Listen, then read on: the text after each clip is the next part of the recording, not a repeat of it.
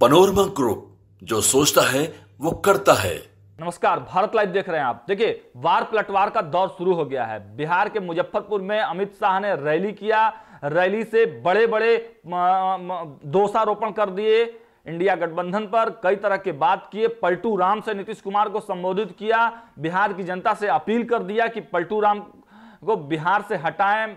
यह भी कह दिया अमित शाह ने कि पलटू राम मुख्यमंत्री से अब प्रधानमंत्री बनना चाहते हैं और दूसरे जो लालू प्रसाद यादव हैं वो अपने बेटे को मुख्यमंत्री बनाना चाहते हैं। तो इस प्रकार के जो बड़े बड़े पलटवार वार अमित शाह ने मंच से किए, उसके पलटवार जहां एक तरफ तेजस्वी प्रसाद यादव ने जब श्री कृष्ण बाबू जी की जयंती पखवाड़ा मनाकर उतर रहे थे तो पत्रकारों से बातचीत करने के क्रम में तेजस्वी प्रसाद यादव ने भी अमित शाह पर सवाल उठा दिया और कहा कि यहां तो कलम बट रहा है और जहां कलम बट रहा है वहां पर मंगल राज है। जो लोग मंदिर मस्जिद पर वोट दिए थे वो आज बुलडोजर ले रहे हैं, बेरोजगारी झेल रहे हैं। लेकिन जो लोग हमें वोट दिए थे, यानी कि उनके गठबंधन को वोट दिए थे, वो लोग आज रोजगार पा रहे हैं।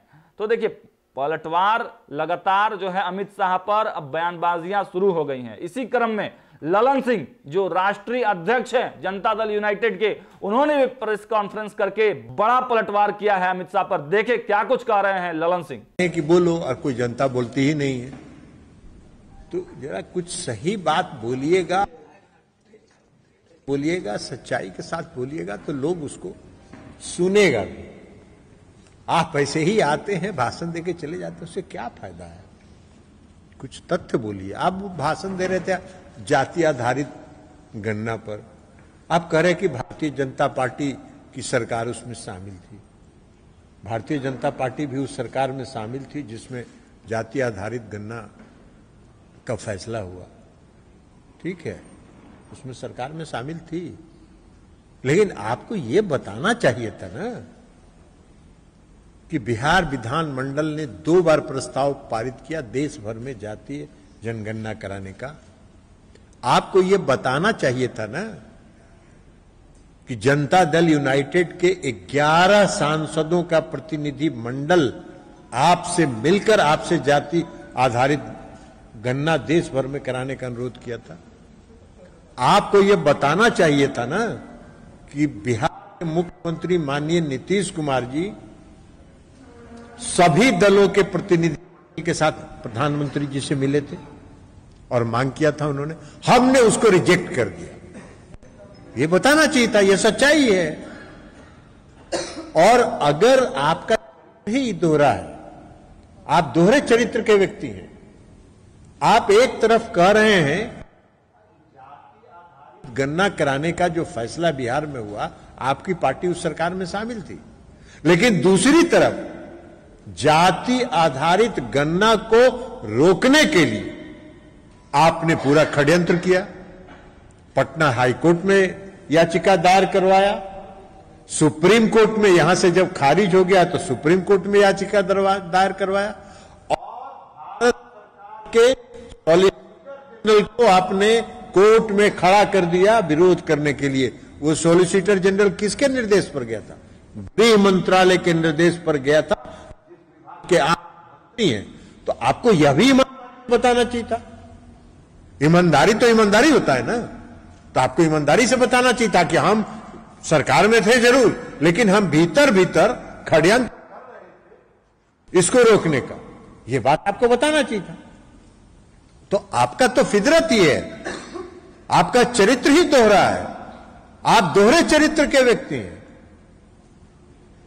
आप कह रहे हैं कि आंकड़ा गलत है। अरे भाई, आंकड़ा अगर गलत है तो आपका ऐलान कर देते मुजफ्फरपुर में कि हम देश भर में जाति आधारित जनगणना कराएंगे और बिहार में जो गलत आंकड़ा है उसको हम गलत साबित करेंगे। तो गलत साबित करिए, करना धरना है नहीं। तो ये क्यों आते हैं बिहार इस तरह की फजूल बात करने के लिए? बिहार में आपने कहा कि अति पिछड़ों की संख्या घट गई। अरे, अति पिछड़ों की संख्या घट गई। अति पिछड़ों की संख्या 37% है। आपको गृह मंत्री जी कोई ज्ञान नहीं है बिहार में अति पिछड़े वर्ग के लोगों की संख्या के बारे में। बढ़ गया संख्या, पिछड़ों की संख्या बढ़ गई। और दोनों मिला के पिछड़े और अति पिछड़े मिला के 62% हो गए, 63%। तो ये ना आपको बताना चाहिए था।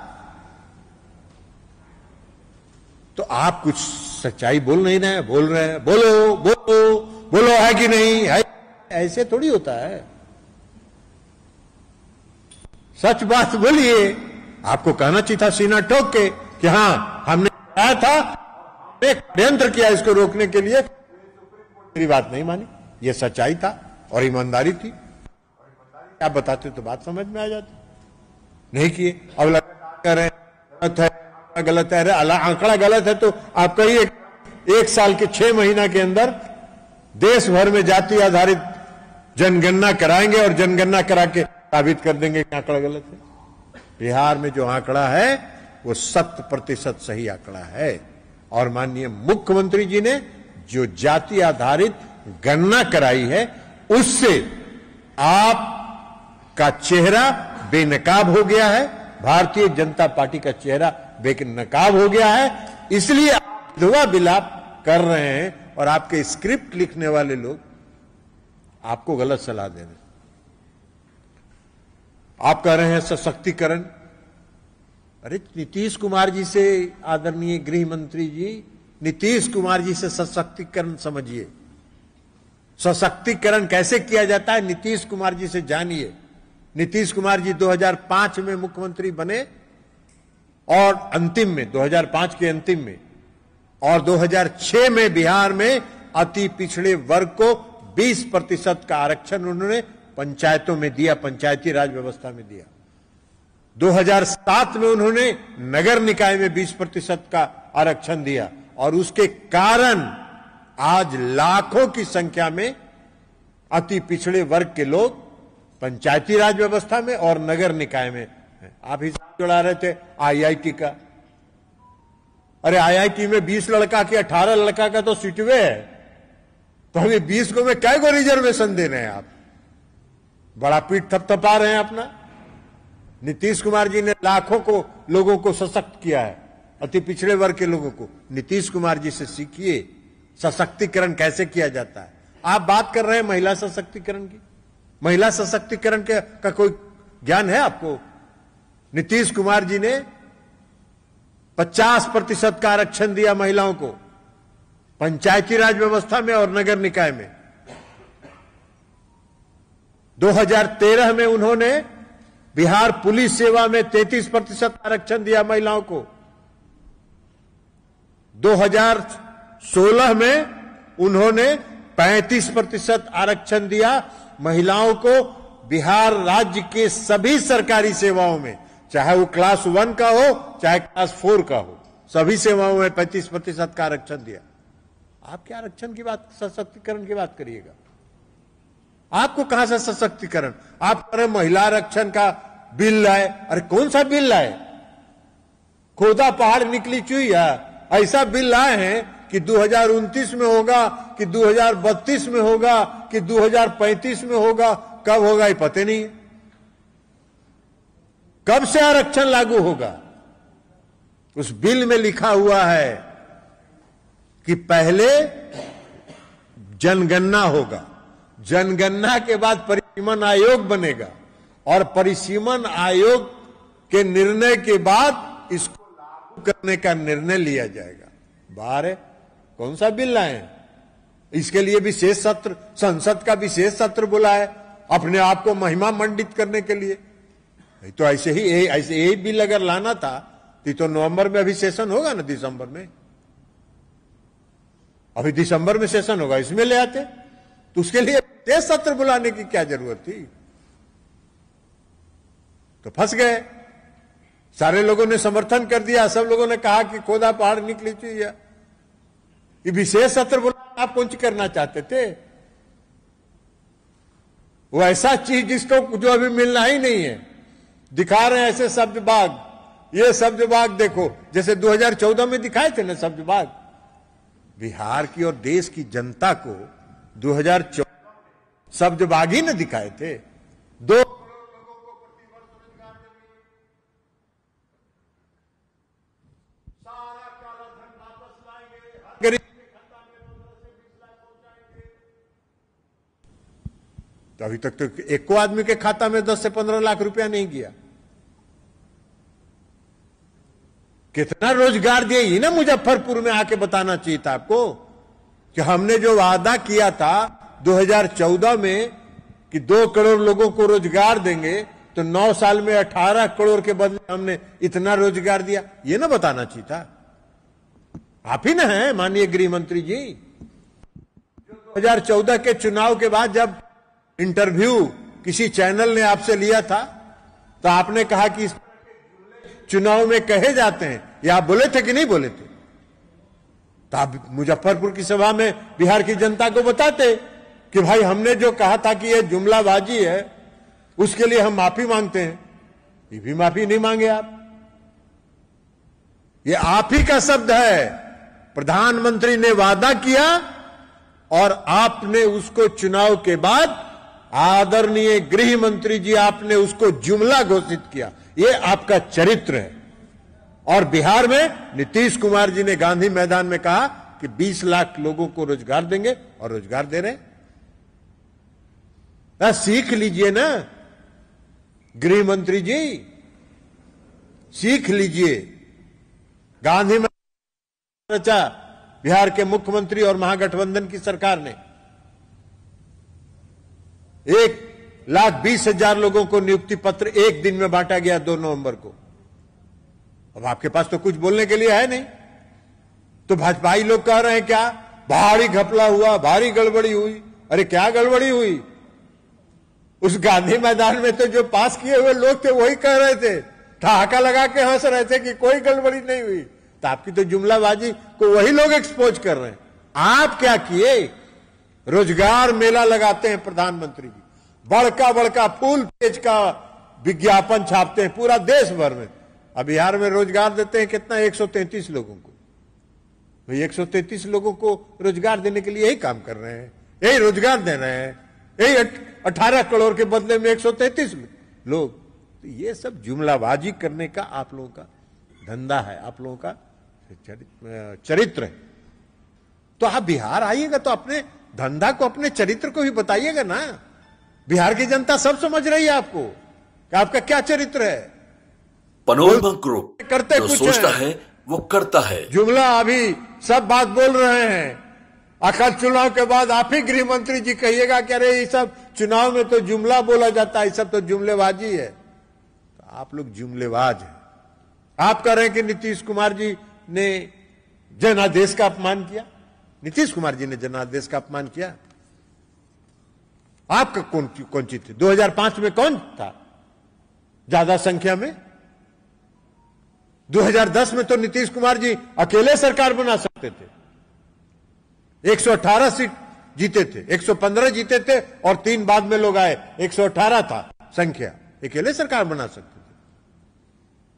नीतीश कुमार जी ने आपको अपने कंधे पर चढ़ाया और अपने कंधे पर चढ़ा के चलाया कि भाई गठबंधन में है, अगर कमजोर है मेरा गठबंधन का कोई साथी तो उसको कंधा पर चढ़ाया।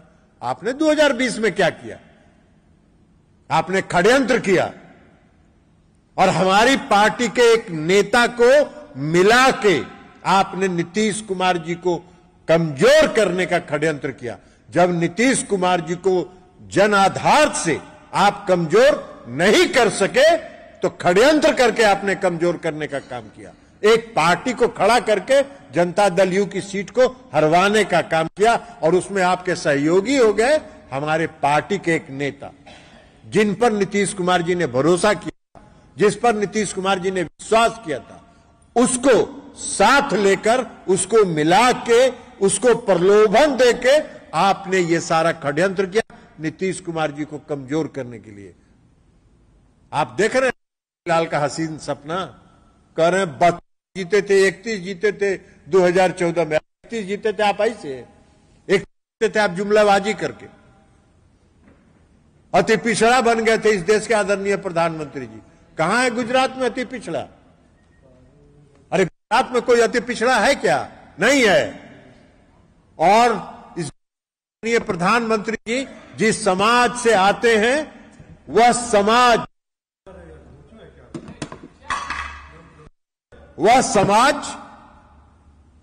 2000 में पिछड़े वर्ग में शामिल हुआ, तो आप बाजी करते हैं। आप बिहार,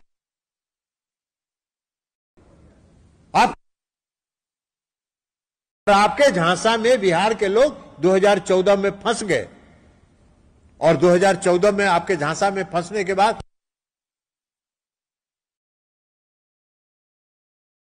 तो अब ठग को समय आने पर जवाब बिहार की जनता दे देगी। इसलिए चिंता मत कीजिए। नीतीश कुमार जी ने कोई जनादेश का अपमान नहीं किया। नीतीश कुमार जी ने आपके षड्यंत्र को उजागर किया। आपके पीठ में छुरा भोंकने से घायल हुए किसने किया था? अरुणाचल प्रदेश में हमारे 6 विधायकों को गठबंधन मिलाया था। कौन भारतीय जनता पार्टी में शामिल कराया था? आपने कराया था। आप गृह मंत्री जी उसके सूत्रधार हैं। मणिपुर में हमारे विधायकों को किसने तोड़ा? आपने तोड़ा। आप षड्यंत्रकारी हैं। तो आप षड्यंत्रकारी बिहार में आए थे तो आपको कहना चाहिए था कि हम भाई देखिए हम षड्यंत्र करते हैं। हम झांसा में लोगों को रखे थे 2014 में, लेकिन अब नहीं रखेंगे। यही बात बोलते कि हम क्षमा मांगते हैं। आपको हमने जुमला घोषित किया था, अब नहीं करेंगे। तब न एक बात समझ में आती। तो ये सब जुमला, आपके झांसापन को सब समझता है, बिहार की जनता समझ गई है।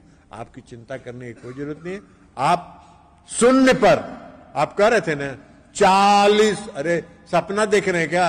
मुंगेरी लाल हैं। एक तो कहावत है ना कि एक अंडा बेचने वाला अंडा टोकरी माथा पर रखा और जा रहा था, और उसको लगा कि इतना मुर्गी से कितना अंडा होगा, उस अंडा से कितना मुर्गी होगा, तो हम लाखपति बन जाएंगे। ऐसा करके उछला कि सब वो का अंडा गिर गया, सब टूट गया। वही हाल आपका होने वाला है। आप जीरो पर आउट होने वाले हैं। चिंता मत कीजिए, समय आ रहा है।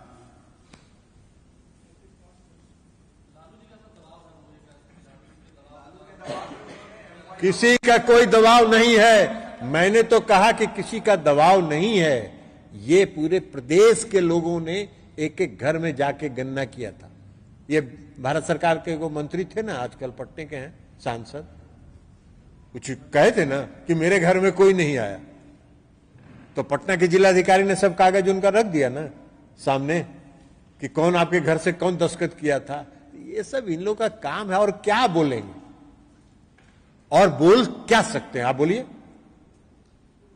विरोध करने का तो कुछ है नहीं। तो अब यही सब ना अल्ल बल्ल विरोध करेंगे। वो दबाव था, वो दबाव था।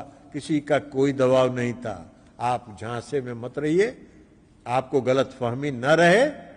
बिहार में महागठबंधन की सरकार है, मजबूत है और मजबूती के साथ काम करेगी।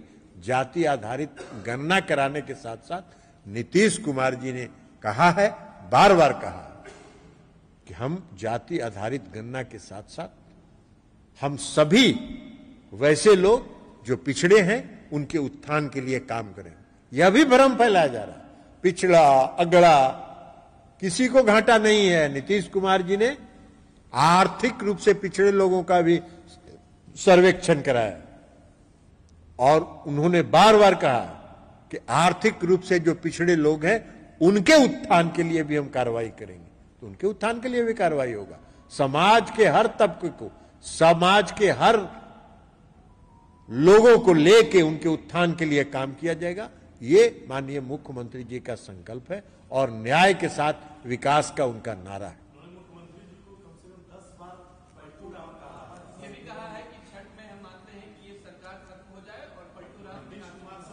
तब तो अभी छठ आने वाला है ना। दिल्ली में भारी मंगल राज है। उत्तर प्रदेश में तो रोज मंगल राज है ना। उत्तर प्रदेश में तो बहुत भारी मंगल राज है। कोई कैदी हो, वो जेल में से जा रहा हो कोर्ट और उसकी हत्या हो जाए, बहुत मंगल राज में ये सब होता है। ये सब तो मंगले राज में होता है ना। दिल्ली तो देश का राजधानी ना है। दिल्ली तो देश की राजधानी है। तो जरा क्राइम रिकॉर्ड ब्यूरो का आंकड़ा देख लीजिए, दिल्ली में कौन जिम्मेवार है।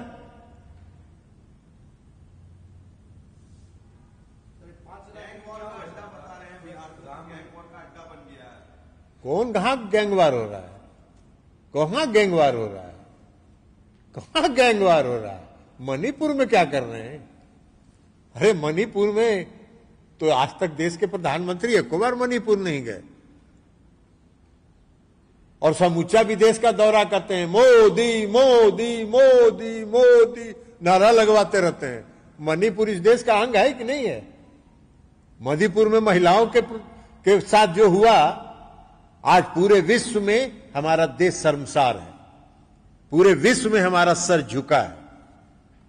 और इस देश के प्रधानमंत्री ने एक बार भी मणिपुर का दौरा करके वहां के लोगों में विश्वास पैदा करने का काम नहीं किया। सरकार का यह काम है, लोगों में विश्वास पैदा करना।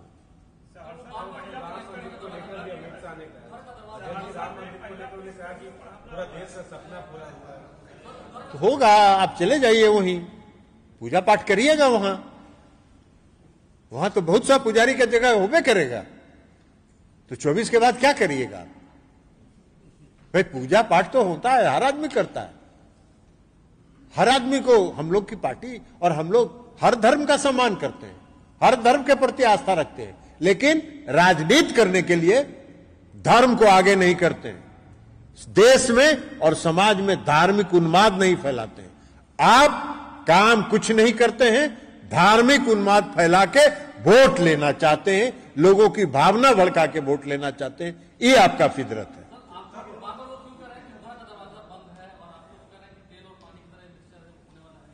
अभी उनको ना पता चलेगा कि तेल और पानी का मिश्रण तो 2024 में ना पता चलेगा, जब जीरो पर आउट होंगे। ये सब मुगालते में वो न रहे, ये सब प्रचार दुष्प्रचार चलता रहता है। बहुत बार बहुत है ना लोग, कुछ पोर्टल वाले भी हैं, कुछ मीडिया वाले भी हैं, देश भर में कभी चलाते हैं भारी महागठबंधन में भारी मतभेद चल रहा है, महागठबंधन में ललन सिंह एक तरफ, नीतीश कुमार एक तरफ, फलनवा एक तरफ, ढिकनवा एक तरफ। ये सब प्रचार तंत्र है।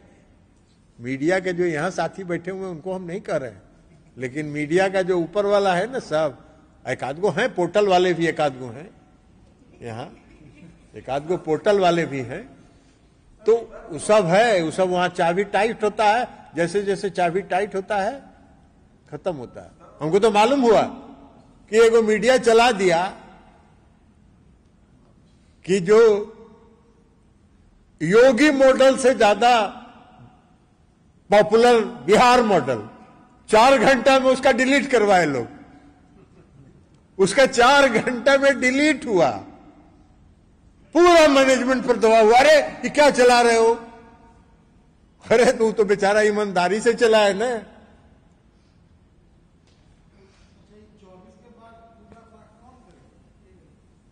आपको भेज देंगे, आपके अखबार के भी लोग हैं ना वहां पूजा पाठ करने वाले, सब लोग करवे करेंगे। तो क्या करेंगे? जब देश की जनता पदमुक्त कर देगी तो पूजा पाठी में न रहेंगे। अभी भी ऐसे पूजा कहीं करते हैं तो 6 दिन तक पूरा मीडिया में चलता रहता है, आपके अखबार में भी चलता रहता है, कैसे गए कैसे गए, कैसे पूजा किए कैसे पूजा किए। दो बातें कही है आखिर में कि 80 करोड़ परिवारों को मुफ्त राशन अगले 5 साल में देंगे मोदी सरकार, और अयोध्या में राम मंदिर बनने जा रहा है। कितना दिन है, कितना राशन दे रहे हैं? और राशन वो दे रहे हैं, आप लोगों को याद नहीं है, पता नहीं है। ये फूड सिक्योरिटी एक्ट जब बना था और यूपीए की सरकार थी, जब यूपीए की सरकार थी तो फूड सिक्योरिटी एक्ट जब बना था, उस समय सुप्रीम कोर्ट ने कहा था कि अगर एफसीआई के गोदाम में अनाज सड़ रहा है तो देश के लोगों को बांटिए, और उस समय फूड सिक्योरिटी एक्ट बना था।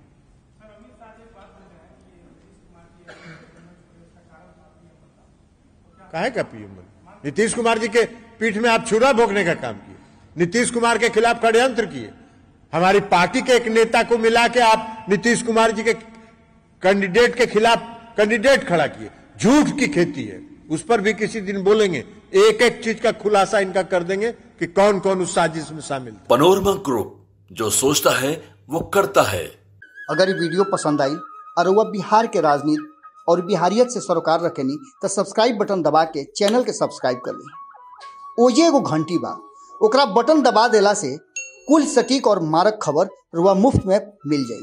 अगर रुआ पत्रकारिता के हमनी के नया प्रयोग में सहयोग कर चाहतानी तो ज्वाइन बटन दबा दी। पेटीएम नंबर नोट कर ली 9386816700। धन्यवाद।